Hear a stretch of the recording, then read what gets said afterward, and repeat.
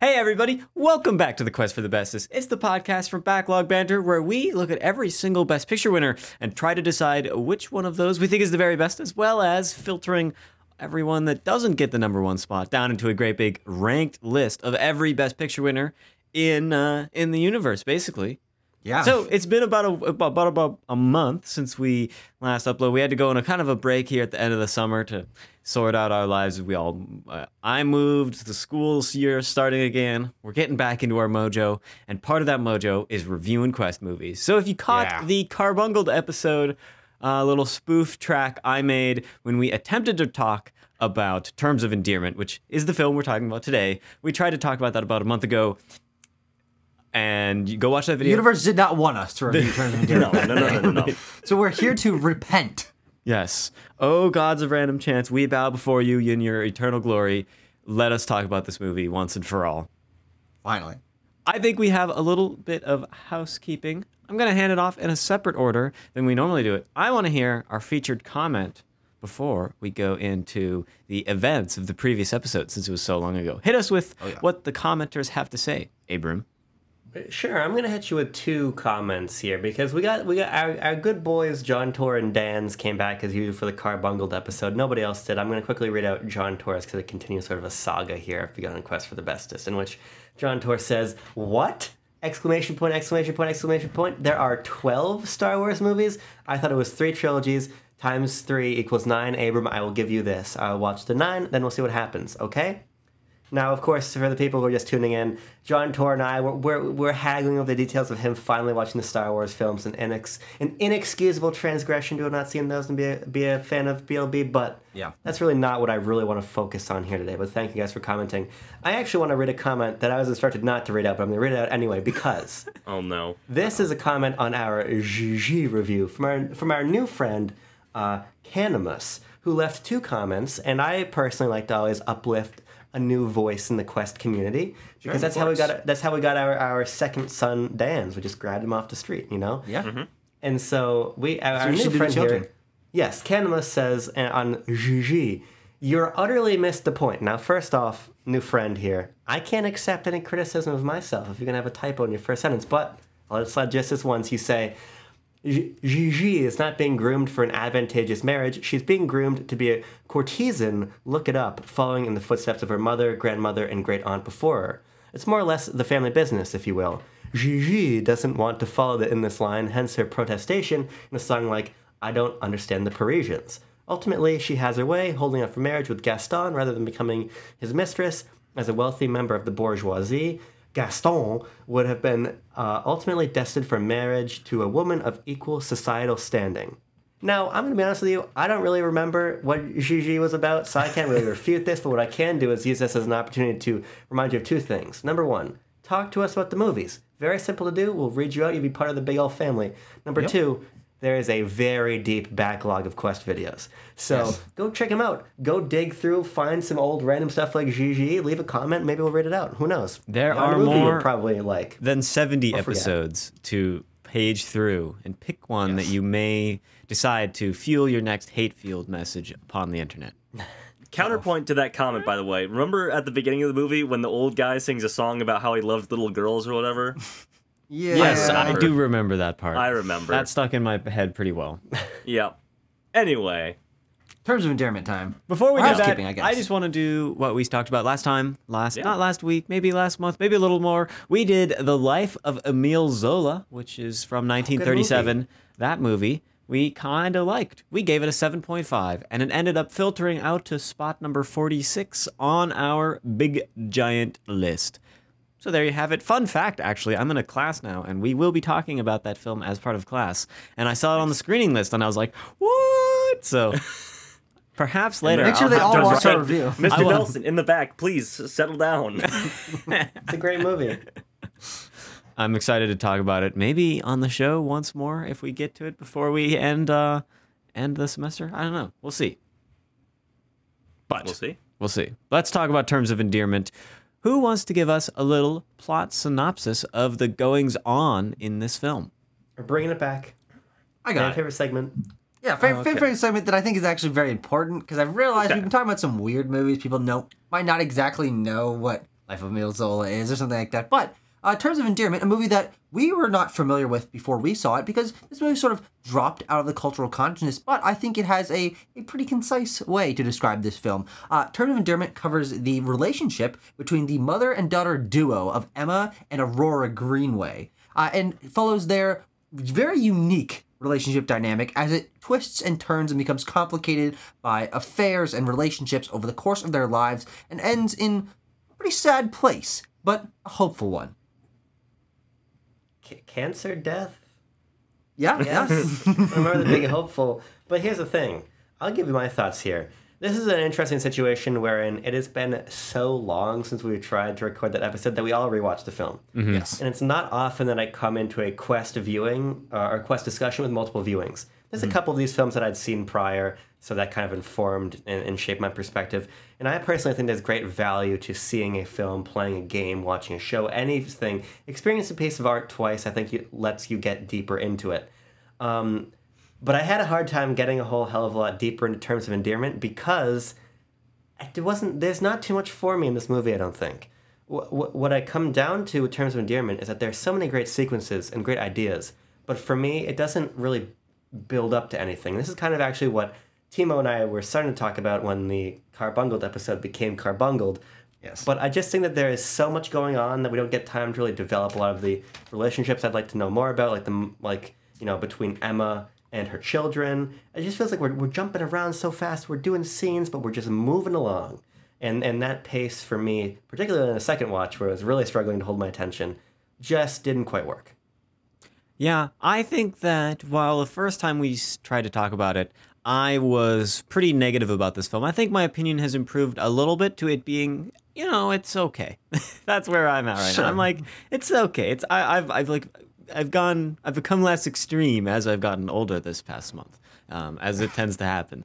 I think that while this film has its nice moments, I agree with Abram. It kind of bores me and is a little bit not predictable, but a little forgettable in what goes on with the plot. And there's something about the ending of our main character, who played by Deborah Winger. Yeah, played by Deborah Winger. I feel like she gets to this ending point with cancer, and I'm left a little unsatisfied from a story perspective. And I think that there are some good funny moments. I think Jack Nicholson is very good in this, and Shirley MacLaine at times is good and at times is not. And then I don't know. I mean, I think our director here. Let me make sure I James L. Brooks. James L. Brooks, well known for doing sitcoms previously, and I feel that influence in this film. And so I think that the technicals just don't really do anything for me. There's just nothing there to talk about in terms of the filmmaking. But the story has a little bit to discuss, I think. Yeah. Timo, you bring up an interesting point about James L. Brooks having a history of situational comedy, because this film is quite situational. I think it is a film that is about the trials and tribulations of life in many ways. And I think that is what, is the main point of interest for me, is that these people feel real. The world feels lived in. There's nothing that feels over dramatized about it, I think, in my mind. There's a handful of things that our characters may be over the top in some regards, but maybe Jack Nicholson is a bit of a larger than life character in this film, admittedly. But I think by and large this film is quite grounded. We have quite unremarkable settings like Iowa and Nebraska and stuff like that. Represent, of course.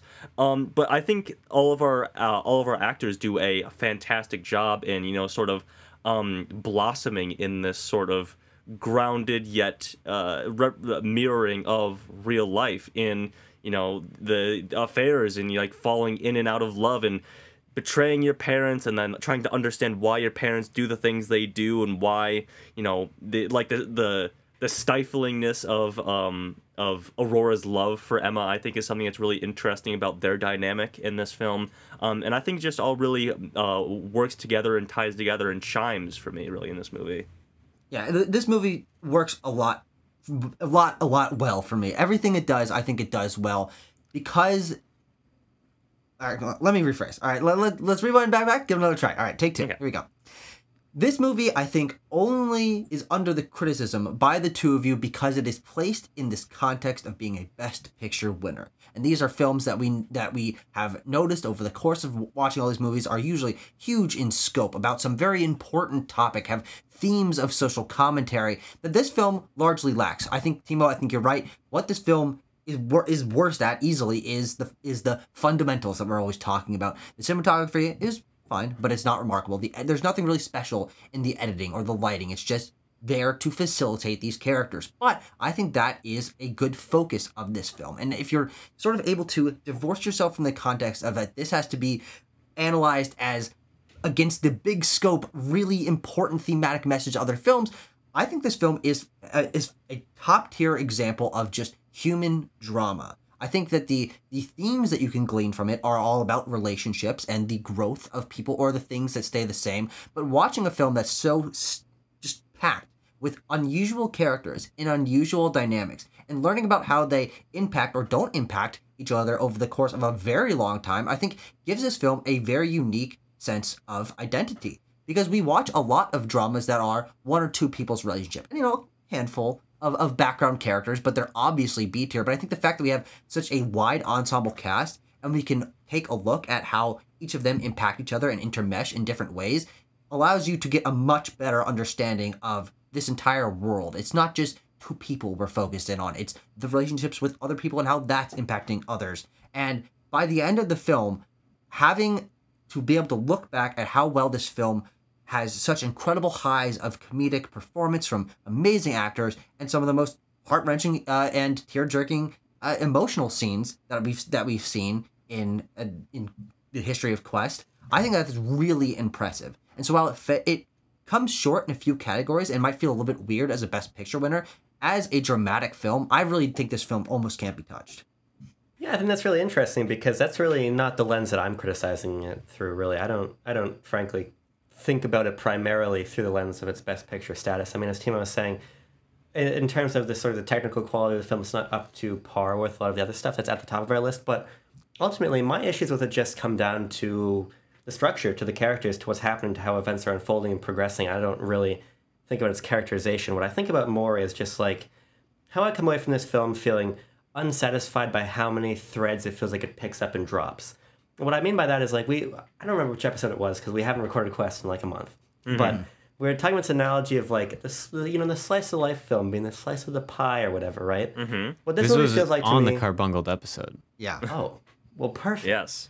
Well, let me continue the metaphor then. And what it feels like is we're taking it's a film. It's the whole life pie really because we're tracking across the entire lives of most of these characters. We're getting like a full 12-inch pizza, but each piece of that pie is completely divorced from the ones around it.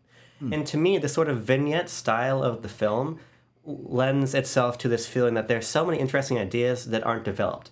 The one I think about most centrally is one that's sort of tacit throughout the entire film, but never really explored, which is sort of like the Christian family values that are keeping our main couple together, and the sort of incompatibility of that with the lives of the people around them, and sort of the hypocrisy of our main characters in their adultery. Like I think about when Emma goes to New York and then she's doing this whole thing with her friend about like, they're talking about their yeast infections and their jobs, and I can't talk about my cancer. And there's this sort of tacit understanding in there that like, that's stuff that you don't talk about.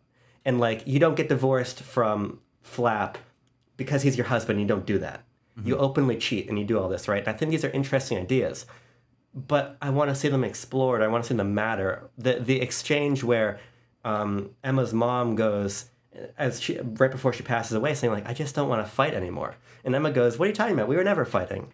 Like, there are so many rich ideas here that I'm supposed to just take via inference and just have, and feel and understand and move on from. It's a movie that, as you're saying, captures this sort of like sphere of community and life and everything. Yeah. I just don't think it goes deep enough into anything it has to say for me to really glean more out of. It's like, okay, that's an interesting idea. That's an interesting idea. That's a great setup for a relationship. That's a really interesting comedic moment. But then we just move on. And to me, that feels very unsatisfying. And it doesn't really have to do with its status as a Best Picture, but just like a communication of a bunch of people's lives. For me, when I watched it the first time, I felt like it took a long time to get through everything. It felt like it was real slow. It's just a, little over 2 hours. And now the second time I watched it, I felt like it went a lot faster. It moved along at a pretty good pace. But as a result, like you say, Abram, I feel like the depth of our interactions and our moments, diving into them and really figuring out, well, we see this thing happen and what does it mean? That is not really allowed to happen with these vignettes, and I like want that because I think that these characters, especially Aurora and Jack Nicholson's characters' names, I don't know, the astronaut, Aurora and Garrett, they have a very interesting duality there, and the film skips over quite a large amount of their relationship. We get to see the beginning and we get to see some elements of the middle and we get to see the end of it, but like I feel like I would have loved to see more about those two of them, and what does this later in life relationship mean, and like what does Deborah Winger think about all of this? Like, what is she? I mean, we get to see them talk on the phone, but not really. We just get to have them like chat, and that they chat about it, but you don't actually hear what it says, and you don't get to like find out what it really means to the two of them as a mother-daughter to hear about this development of one of their relationships. Yeah. Sorry, go ahead, Tucker.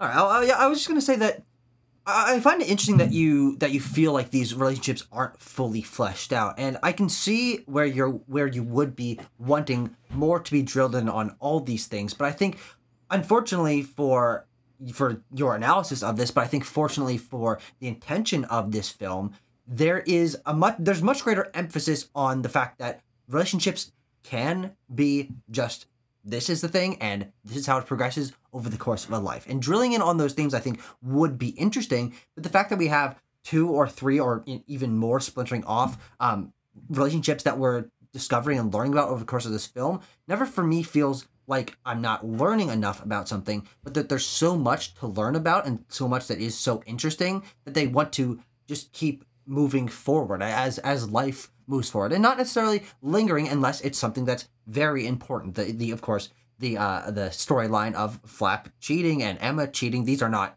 completely dropped. These are through lines throughout the course of the film, and then those come to a head in multiple places, or her having cancer. Like, the things that are very important for the plot lines for the characters, I think, are pulled through enough for me. It is in those smaller moments I think I can agree with you. Yeah, I would have wanted to learn more about this, but at 2 hours and 12 minutes, I think this film does have a very good runtime. I wouldn't really want anything to be cut. I wouldn't want anything to be necessarily added and from fear of it dragging, because I feel like its pacing is so good. But I this is a very weird comparison. But we were just reviewing Avengers Infinity War, which is a film that we praised for having good pacing because it was jumping back and forth between multiple equally interesting storylines. And I think that's how I feel here watching Terms of Endearment, is spending time with Emma and learning about how she's feeling betrayed by Flap and lashing out a little bit, using Sam and their adultery to sort of bolster her own ego. But then cutting back and learning about Garrett and Aurora's relationship, I'm like, oh, perfect. I think I'm equally interested in this, and I want to just keep learning about everything as much as I can.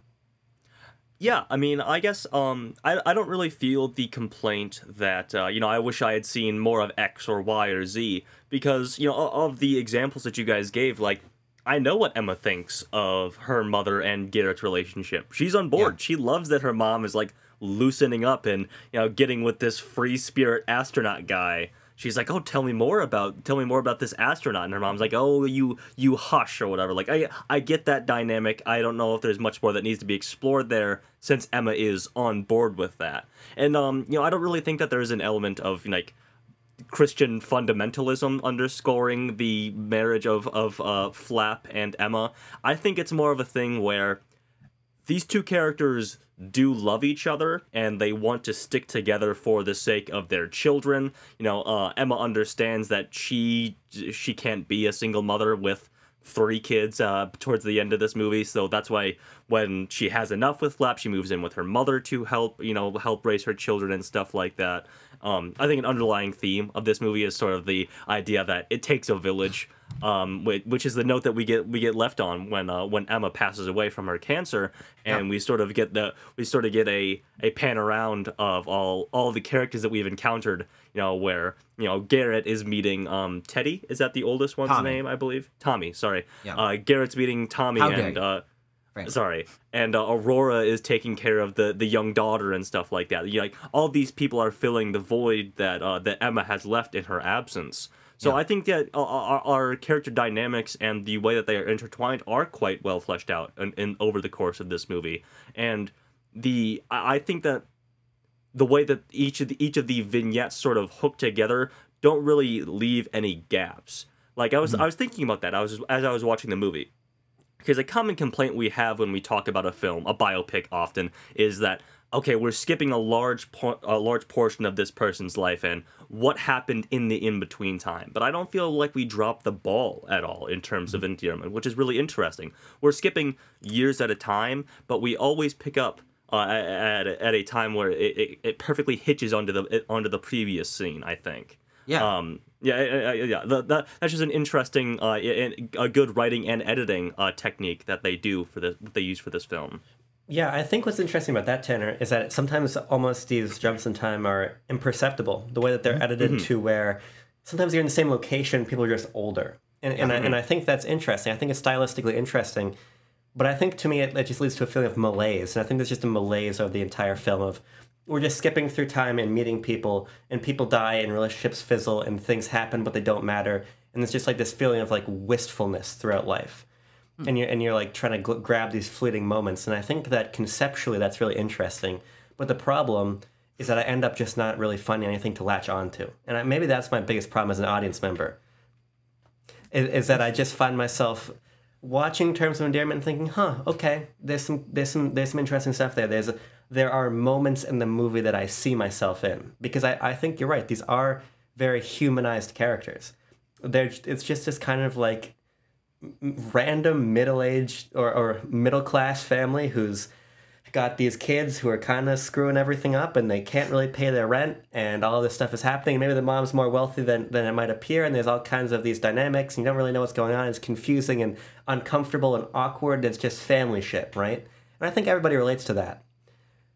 But because I relate to it, I'm like, what are you here to tell me about any of that? And I suppose what it comes down to for me is I enjoy the ride. I think you're right, Tanner. I think it's a very seamless narrative to the point where I was noticing time jumps in my second watch I didn't even really pay attention to the first time around. But I don't think that entertainment value for me is commensurate to what I'm left with. I think there are scenes of great emotional impact, but they're scenes of emotional impact. When I think back on the resonance of Terms of Endearment, I'm going to think about the moment when Emma is about to die and she's telling Tommy, shut the fuck up, Tommy. I know you loved me. Line from the movie, I think. Yeah.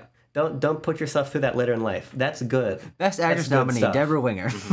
and I think this is sort of where I talk about wanting more, because I think you're right, Tanner. You can make inferences about character relationships and everything, but why can't we get a little bit deeper into some of these ideas? Because it just feels like a survey. It's a survey of a life, and that's entertaining. But I suppose, Tucker, to bring it back to your point about expectation in the first place, I expect that I'm going to be grabbed a little bit of a deeper way, and I just don't suppose that beyond a scene-to-scene level, I was ever grabbed in that way, because it just feels again like a malaise of life, opposed to a real examination of any element of it. Yeah, perhaps a way that I just keep falling back into the vignette land and thinking about the overarching sort of narrative, the plot of the film on the biggest macro scale, and I have a hard time putting one together that is very concrete and very I don't know, not follows the story, but because it is this life story, and life has the way of not following a 3-act structure, but the film, they have to pick and choose the events to make that fit.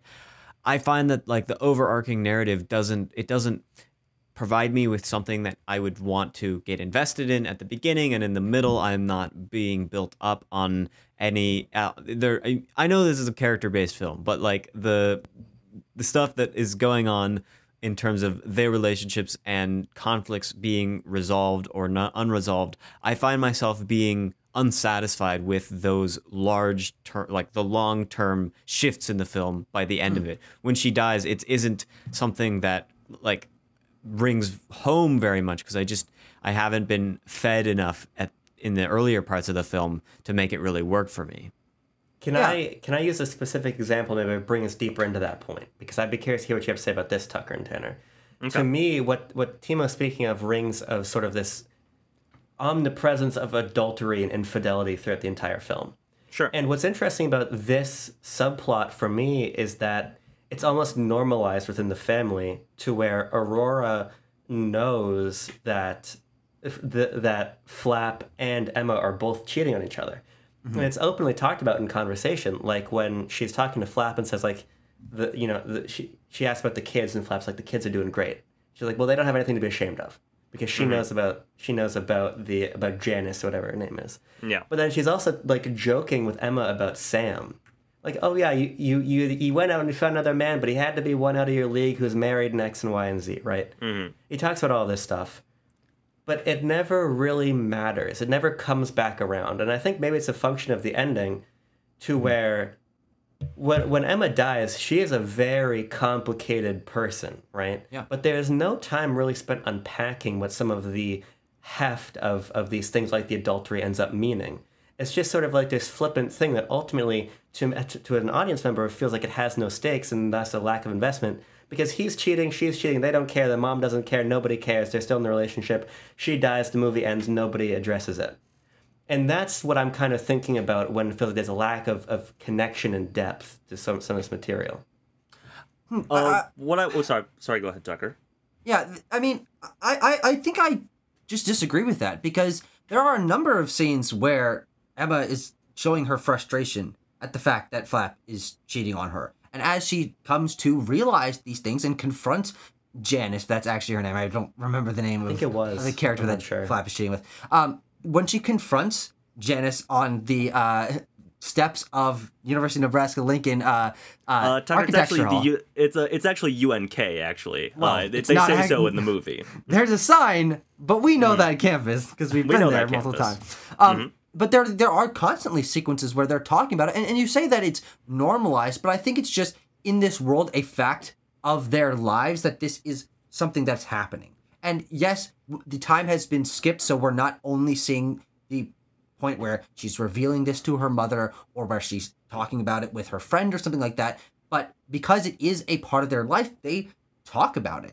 And the reason that I think it isn't ever boiled up to something that is that like ends the movie with a big fight or something is because the theme of this film, and I think the reason why I was so invested in it, is that these people that support you and that you care about may fail you in certain areas, but the love you have for each other is more powerful than all of that at the end of the day. And mistakes can be forgiven, and recognizing that when you're put into a dire situation, like the person you love, whether that be your wife, your spouse, your mother, your child, wife and spouse mean the same thing, just realized that, dying of cancer, that everything can be put behind you. And the way that Flap and Emma talk as they're in this hospital room, sort of in veiled terms about the fact that they, both of them recognize that there was some distance between them, but that they remember this past that they have together and still love each other through all of it. I think that that's pervasive across the entire thing and is why it doesn't quite boil over or is focused on maybe the way that you wanted it to.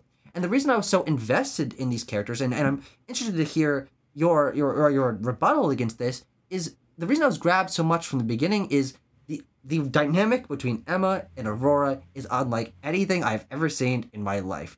We get those first few opening scenes, which are very funny, but cover the first 18 years of Emma's life, of her mom being the clingy one and wanting to sleep in her bed. And, the baby's dead. Let's wake up the baby and make sure that the baby's not dead, whatever. This dynamic is presented in such an interesting way that I'm instantly like, how is this going to change when Emma leaves, when Emma gets married, when Emma has children? How is that going to change when Aurora gets into a relationship 15, 20 years after she's had sex or a relationship with anyone? I'm so invested in this dynamic and the concept that we have a mother and a daughter who are ostensibly best friends. They hang out on the bed together. They share their gossip in a way that we never really see between this kind of pairing of people. That I'm instantly invested in these two, and of course portrayed, I think, flawlessly by two incredible actresses. That every sequence through the film, yeah, I'm not looking at it for what's the plot of this film. The plot for me is their dynamic and how is that impacted by each part of their life and each step moving forward. And I think what's really interesting about the editing of this film, as we're talking about the fact that it skips around so much, is I feel that all the fat has been trimmed away. We're focusing only in on these moments that are very important to progressing relationships. So it feels like very seamless. I'm like, oh, this is very interesting. I can't wait to see what happens next. Yeah, I mean, I would agree. Something that I want to talk about before we get into the performances by Deborah Winger and Shirley MacLaine, which are, you know, a huge point in this film, is to circle back around to what Abram was talking about, maybe about the affairs, the adultery, and how they are treated in this. Adultery is a word that is used in the film, and an interesting one to use in this context, because I feel like the idea of like marital sanctity of marriage. The sanctity of marriage, you know. Thank you very much. Go. I was having a mental block there. Is something that isn't really paid a whole lot of mind as it in this film, because it is quite a progressive film. Surprisingly, at that, I might add, there is a lot of conversations about. Open conversations about sex, about female sexuality, and yeah, things of that nature. So, which surprised me. Sexualizes older women. Yeah, exactly. And stuff that was not exactly taboo to talk, or was taboo to talk about in Hollywood previous to this, and even is surprising for a 1983 film. So yeah, that was just something that I wanted to bring up just as a quick point, because that was something that that stuck with me while I was watching the film. But yeah, to talk about the relationship between Emma and Aurora, Deborah Winger and Shirley MacLaine. I love this dynamic. I love the roles that are written for both of these women, and how they are intertwined, and how they grow, and how we get to know them from the very beginning of this movie. Because as I said earlier, Aurora is really stifling Emma. She is, from the very beginning, she is literally looking at her at a glimpse and being like, "Oh my God, she's dead. What happened? It's crib death." And then wakes her up and leaves her in the room crying just to know that she's fine. And that is a really interesting sort of parental, like, helicopter parent mentality to have for your child that we see progress, because, as Emma becomes more independent, that sort of overbearing love becomes a resentment almost of Emma as she becomes more independent, as Aurora tries to demeans her for these decisions to marry Flap, to move to Iowa of all places. How dare she? I think that's a really interesting dynamic, bolstered only by the behind the scenes sort of, I don't know if you want to call it drama. They seem to have a reverence for one another, these two actresses, but I do have some interesting bits of trivia for how they behaved on set that we can get to after everyone maybe shares their thoughts on the two leads here. Okay. Tanner, you're leaving me hanging now, but Timo, go for it. Yeah. Yes. I like Shirley MacLaine. I think Shirley MacLaine is a really good actress, and really, I think, for pretty much everything, knocks it out of the park in this. I think Deborah Winger, when paired with Shirley MacLaine, is very good, but Deborah Winger on her own or in other situations with other actors, like who played Flap?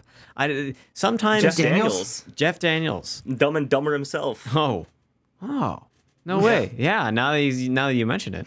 I think that she can verge into the realm of overacting and hamming it up a little too much when Shirley MacLaine is not around. But when it's the mother-daughter duo, I think that relationship is shown very palpably. You can really feel the relationship between the two actors on screen. And I think it's well done.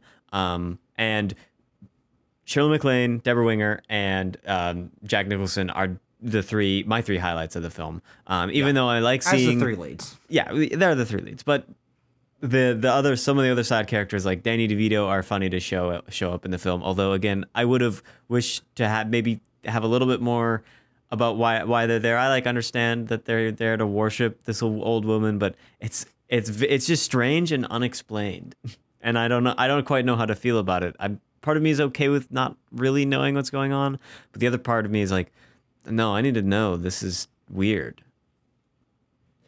Yeah, I think Aurora is the best part of the movie, and her relationship as it unfolds with Garrett is bizarre and funny, and I think that Shirley MacLaine just has, in my opinion, basically all the best scenes in the movie. If you're talking about emotional sequences, while I do love the scene where Emma is basically telling Tommy, don't beat yourself up, right?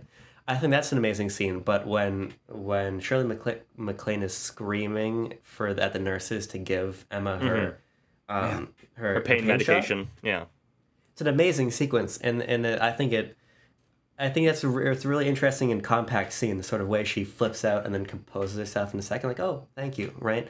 Like, I think she really brought a lot of range to that sequence, and I think revealed a lot about that character at the very little amount of screen time and dialogue there. So I thought that was very good. I think she's great. I can't help but think about Gilmore Girls when I watch this film.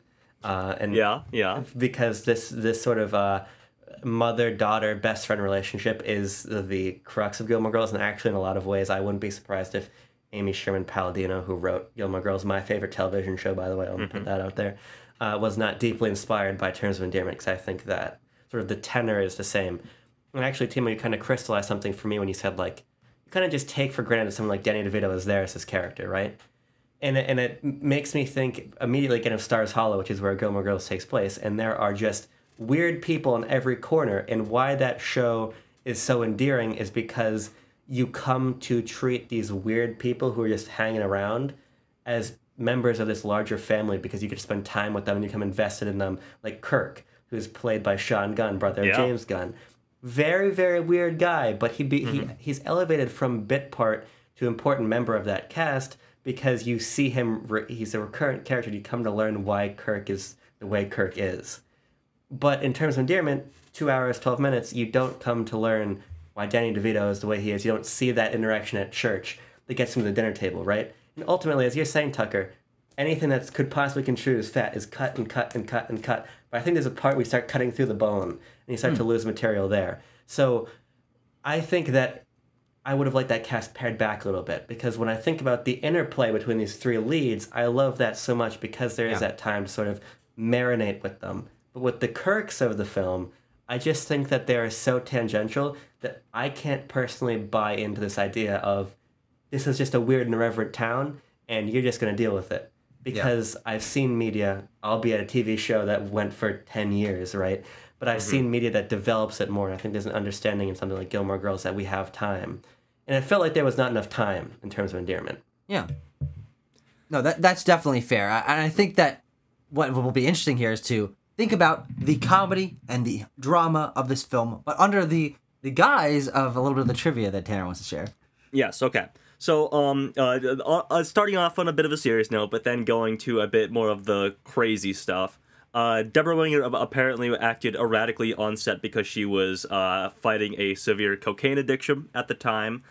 She and Shirley MacLaine apparently got into various fights on set, shoving matches and things like that. Very nice. In one of Shirley MacLaine's autobiographies, she wrote about the dynamic that they had on set. Quote, the result was a bracingly complex mother-daughter bond on screen, if not a pleasant set.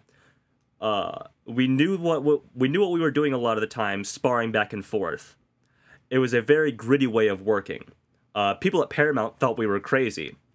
So this is a recounting of one particular instance that they got into on set. So this first part is Shirley MacLaine. They got into an argument about like hitting their marks during filming. Shirley MacLaine says, "I know marks when I see them." And then Deborah Wagner says, "Good, and how's this for a mark?" She turned around, walked away from me, lifted her skirt slightly, looked over her shoulder, bent over, and farted in my face. God, So there's that. She really just went into in interviews and stuff like that. Or I guess this is Winger in a interview with New York Times. We challenged ourselves, and when we got tired of challenging ourselves, we challenged each other. But I think there was always respect between the two of us, and it was definitely the case, because when Shirley MacLaine and Deborah Winger were both nominated for 1983's Best Actress Oscar, which went to MacLaine, on her way to the podium, she reportedly whispered to Deborah Winger, "Half of this belongs to you," to which Winger reportedly replied, "I'll take half."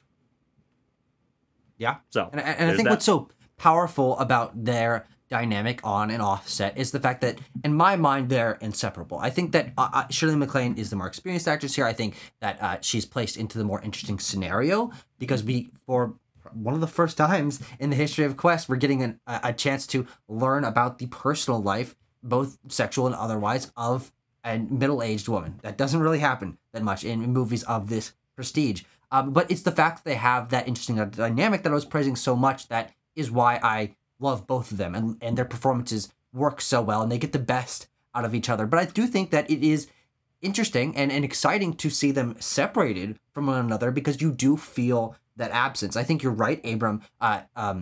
Shirley MacLaine gets the best out of Deborah Winger, and their scenes together, I think, are the best because their relationship is the most fleshed out. But seeing them separated, you feel that absence. You know that that Shirley MacLaine as Emma is thinking about what's going on in her daughter's life. She's always trying to get a hold on her family and make sure that everything's under control, but she can't quite. So you see that frustration building, and you can feel the resentment and the oppressive nature of their dynamic, but also the love they have for each other when anything happens in Emma's life and she goes straight to the phone and calls her mom. And so even if they're not present there with one another, there's still this ever-present sort of film across the movie that is, these two have such a deep connection that every one of their actions is either working together or pushing against each other. And I found that to be really compelling, especially as it plays into both of their dynamics with their loved ones, quote unquote, with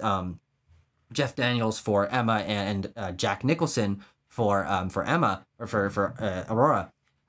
And just being able to see this progress over time, again, is why I think it's so powerful. Because 15 years, or whatever it is, 5 years, is a long time for Jack Nicholson and Shirley MacLaine to live next to each other and not really talk that much. But then getting that moment where Aurora goes over to Garrett's house and says, "Do you want to have lunch?" And he's like, "What are you talking about?" She's like, 5 years ago, you asked me to lunch." And boom, that's why the time skipping is so important in this film. Being able to remember that he asked her to lunch 5 years ago because we just saw it 10 minutes ago, and then, oh shit, it's been 5 years. That makes this dynamic even more interesting. That's why I think this works so well over the course of, 25 years, something like that. Yeah. Now, of course, we do have the bright burning stars that are maybe sort of magnetically opposed to one another, being Emma and Aurora. But then you also have, as Tucker just mentioned, the jovial shyster that is Jack Nicholson in this film, who I just really, really love, because we're getting the very heavy drama of these two characters, but every so often we just get Jack Nicholsoning it up. Because he's driving on a beach in his convertible sports car, screaming at the top of his lungs. He's giving his devilish little smile with his like pointed eyebrows and stuff like that. I love Jack Nicholson. The little Jack Nicholson breaks that we get in this movie, I love them. I love them so much. They are like a piece of sweet candy, basically. I agree, Tanner. I like Jack Nicholson in this quite a lot. I think he's playing the character that he plays in most movies of his, like the kind of like crazy, sort of womanizer kind of dude. He definitely is hamming it up in this one, but I think it's so overblown that it works for the character, and I like it, and it's enjoyable. And the funniest moment in the film for me is when he gets thrown from the car. That's hilarious. Yeah. And then they have that romantic moment where they kiss, like a From Here to Eternity moment. Yes. And then he can't help it. He goes in for a feel, and then his hand gets stuck in there or whatever. And the music, like there should be like a record scratch or something in there as the music stops, because it is just so Jack Nicholson, you fucking horn dog piece of shit. Yeah, he's like The Rock, but for being a weird pervert. Like, yeah, exactly. Like when The Rock is in a movie, he's always The Rock, right? Yeah. Mm-hmm. But when I think about Jack Nicholson, he's always this weird pervert. Mm-hmm. And is that how you want to be typecasted? I don't know, but when you've got $1 billion and you're Jack Nicholson, I guess you don't really care. It doesn't matter.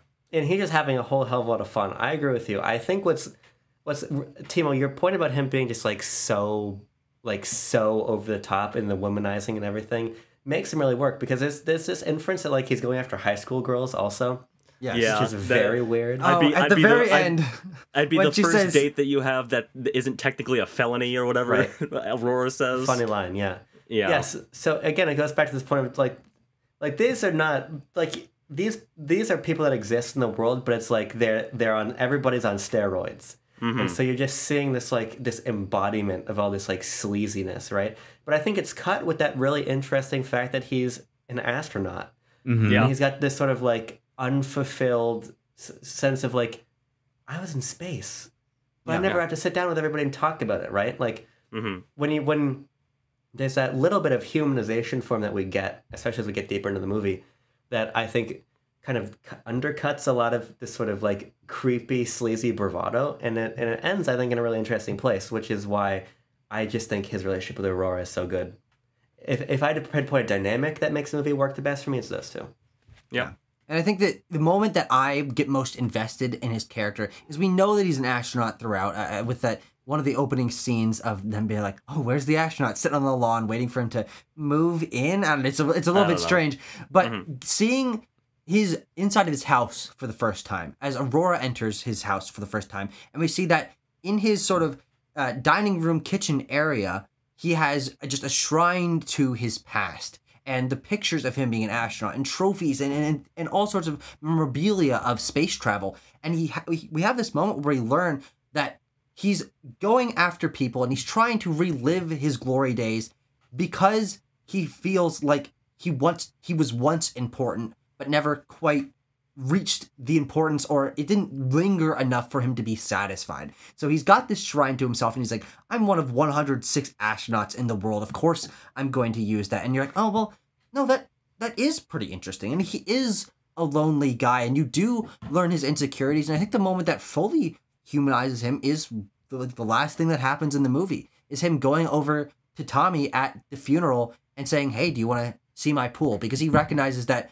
Tommy's not quite comfortable with his father and he needs to sort of get out of this space. And just seeing that he's good with kids, which is really not something you would hope for, I guess, or expect from this kind of guy, is another really interesting layer to this character. And watching the way that he and Aurora like sort of bend each other over the course of their very long-lasting relationship, that they're both really stiff in she's a helicopter mom and he's a horn dog pervert. But no, actually, she can have a little bit of fun and he can learn to take things seriously. And I think especially the moment, maybe the best moment of their relationship in terms of feeling their connection, is when he shows up in Lincoln and he's at the pool and she sits down on the stairs and cries in his arms. And then they have that moment at the airport. Like, these are incredible emotional scenes that I think written to perfection because they balance the comedy of the two characters who are incredibly funny. There's so many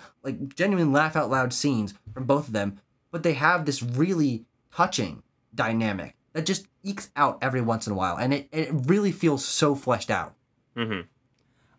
Yeah, I agree. Tucker, you mentioned Lincoln there. I did want to bring up the setting of this film because I have a few trivia pieces that can be attributed there as well. Starting off with probably the most interesting one is that... It's all downhill from here. Yeah, exactly. Deborah Winger dated the governor of Nebraska at the time that this was filming. That guy's name was Bob Carey. He told reporters that, quote, she swept me off my foot, alluding to the fact that the lower part of one of his legs was amputated due to injuries sustained in Vietnam. So there you go. What a classic couple those two were, I'm sure. What a lovely as we governor. alluded to earlier, The part of the film was filmed on the University of Nebraska Lincoln campus, as Tucker and I can astutely point out. We're like, that's the library, that's the science building, that's X, Y, and Z building. Well, I've been past that building a million times. And although it is stated that the film takes place on the University of Nebraska Kearney's campus, they couldn't film there because it was like under construction at the time. Whatever, pretty boring stuff, but whatever. So they just put a little plaque that says University of Nebraska Kearney. No one's gonna know. What kind of losers are gonna be on the lookout? That's not the University of Nebraska Kearney. That's the University of Nebraska Lincoln. I can't believe you did that. Yeah. Speaking of Shirley MacLaine and Jack Nicholson, apparently they would also pull like crazy stunts on set, like showing up practically naked, and they said that a lot of their scenes were improvised as well. So just a couple of wacky characters, just going at it on set, apparently. And that's what this whole movie is. It's just wacky characters going at it. And I think that it's the wacky characters that I instantly fell in love with and carried me through this whole film. But I think what surprises me about this film, and I think, as I said, brings it to the height of where I think that just dramas should be, is the fact that you are able to balance this out with really well-written and heartfelt moments. And especially culminating with Emma telling her kids that she loves them and will miss them. And that little boy who plays Teddy, the crying on his face as his last time he's going to see his mother is one of the best crying moments I've ever seen in a film. It's so powerful. Yeah. Yeah, it is. I got some wins and noms here if we're wrapping it up. Let's do some wins and noms. So, of course, this film won Best Picture, and as previously stated, Shirley MacLaine won a Best Actress in a leading role. Jack Nicholson won Best Actor in a supporting role. James L. Brooks won Best Director. He also won Best Adapted Screenplay. Deborah Winger was nominated for Best Lead Actress. John Lithgow was nominated for Best Supporting Actor. This film was also nominated for Best Set Decoration, Best Sound, Best Film Editing, and Best Original Score. Yeah, the score is great. Fantastic score. I disagree very, very hard with you on the score. I was waiting to bring this up. I really do not like the score of this movie. No? It's really cheesy. It's so cheesy to me, and it's so overbearing. And it's like, okay, and now you will feel sad. Okay, and now the hopeful tune is playing, and I'm like, yeah, all right, we heard this song already, and just like the style of it is in that like really, it just feels very dated and very, very 80s to me. Whereas other scores have that timeless quality to them. That's not this one. I do not like this score. I don't even find it memorable. I thought when I started watching this movie that there was going to be a song that was going to come up in it that I remembered, and I was wrong. It never came up. I was remembering some other song. So like, yeah, I do not like the score. It me muted. I'm sick. We're actually doing a really good job hiding it, actually, especially if you're an audio listener, but half of us are sick right now. What I was going to say is, Timo, you're right. It is very time and place, but like it's the time and place that this score belongs in, right? And so I like the like it's very hummable. I like that. Yeah. It feels like it's about a little family in the 80s who dress like fools, right? And then they're doing their things. And I think it fits, right? Does it make me want to shake my ass like She-Hulk and Megan Thee Stallion? No, but it's not supposed to. I don't think. I think it's timeless for reference. The film. Perfect. Yeah, I love absolutely. As we pull Overruled, up Timo. Oh, Been overruled. as we pull up the score spreadsheet, I do have one interesting piece of like butterfly effect trivia for this film.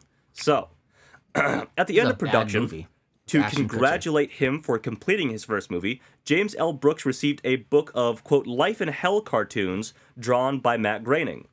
Brooks was so impressed that he asked Groening to create cartoon shorts for the Tracy Ullman Show, on which he was a producer, which led to the creation of The Simpsons in 1989. Whoa.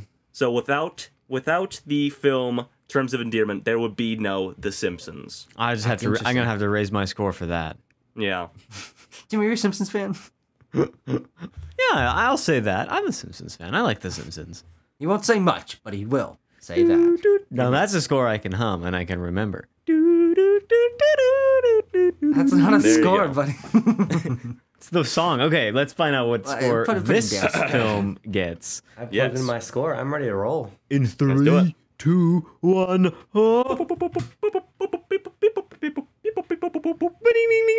Okay, we've got a number. It is 7.4. So we're going right back to the same place that we were hanging around last time. I think we've probably got some ties to decide. But the point breakdown, Tucker gave this film an 8.8, Tanner an 8.3, Abram gave it a 6.7, and I gave it a 5.8. So there you have it. What do we have to tie it with? 7.4. We've got one film. It happened one night. I need to look and see what the poster was of this. Oh, it's Clark Gable. This is You the one forgot about what Timo. happened one night is? Timo didn't remember what the movie was. They're on the not bus and remember. like he's writing a new like an article, right? And she's running from her That husband. movie. How could you guys forget this movie? I'm gonna put It Happened One Night above Terms of Endearment. Yeah, same here. No. Easily. No? That's one of Timo? the films of all time. God, I love that movie. Me not remembering what happened in It Happened One Night does not preclude me putting it above Terms of Endearment. I think because you jogged my memory, I do remember that film, and that I think I had a lot more fun in that movie. I enjoyed the moment to moment viewing experience of It Happened One Night more than this. You gave it a Terms of marginally Endearment. better score also. Yes, he did. Well, Perfect. my internal consistency remains intact. There you go. Fantastic, boys. Wow. But what placement is that then, Timo? Yeah. What placement is it? It's going to go in the 49th spot on our list. Just below It Very Happened good. One Night, and just above The Deer Hunter. The Deer Hunter. It's another film It's from too a long low. time ago. Who put that there? Oh, thus. Oh, wait, I only get a 6.5? That movie sucks. We're gonna have to do a retrospective when golly. this whole thing is over and look through the scores and be like, why did I do that again? That's just gonna be it's all so Abram great. saying, "Oh, that movie sucks." Actually, what was I thinking? All right. Well. Anyway, shall anywho's will be. we do what we ought to do? And God, it's been spin so long. the wheel? Again, we gotta Yeah. dust off that wheel, put some WD-40 on that wheel, get that thing spooled up again. I wish we were sponsored by WD-40. We If should any be. WD-40 representatives are tuned in, I will do a WD-40 ad read for sure. Okay, there it is. You know, I'll be honest, I don't know how to grease a wheel. Nice, very good, Very good. All right, my cheekbones hurt. Let's finish this episode. Okay, there you can see the spin wheel. Tanner. Okay. Wheel, what's your deal? Give us a movie that makes us squeal. Is it on digital? Is it on real? Wheel, what's your deal? Wheel's deal is number 9. Oh boy. Well, boys, we're Well, getting boys, down there. There's actually we only are. 16 left, so that was a wrong spin wheel. Yeesh. That's all right. But it doesn't matter because it was No. not number 17. So we're going to be headed back to the year 1966 with a film starring Wendy Hiller, Leo McKern, Paul Schofield, and a name you might recognize, Orson Welles. We'll be watching a film from our bestest pal, Mr. Fred Zinnemann. Fred Director of From Zinnemann. Here to Eternity. And this is A Man for All Seasons. A Man for All Oh. Seasons. Wow. In the same call me. class. Oh, wow. Abram. You are a man for all seasons. That's right. Look at him. Wearing a tank top in September. That's a man for all seasons right Probably there. 85 degrees in my room right now. It's Yeah. insane. I am, unfortunately, I'm not going to be able to, we're not getting to the Fred Zinnemann portion of this class until later, until a couple months from now. And I don't really feel like delaying this episode until after I learn about let's this not guy. do that. So I'm just going to have to go in blind. I have no idea what this film is about. Nor do I. Never even heard of it, to be honest with you. No. And you know, even me. I know it's Even hard to I. believe. Wow. Even I. Never Wow. heard of this movie. There you That's have what it. we're up to next week, boys. Prequel Tucker, to how Superman long? for all seasons. How long is a man for all seasons? 2 hours. 2 hours? Okay. Yeah. I'll let that one slide then. Easy. But King Henry VIII. Oh, that guy. Is that the one with all the wives? That's the one. We might get some more infidelity talk. Maybe. Perfect. I don't know. Okay. I haven't Nice seen that follow-up. movie before. We'll have to find out what happens in it next time on The Quest for the Bestest. Thank you for joining me and talking about Terms of Endearment. Boy, oh boy, it feels good to be back in the hot seat recording these episodes. Until next time, though, however, peace out. Why did you like grimace? Until next time. Yeah. Peace out. Bye-bye.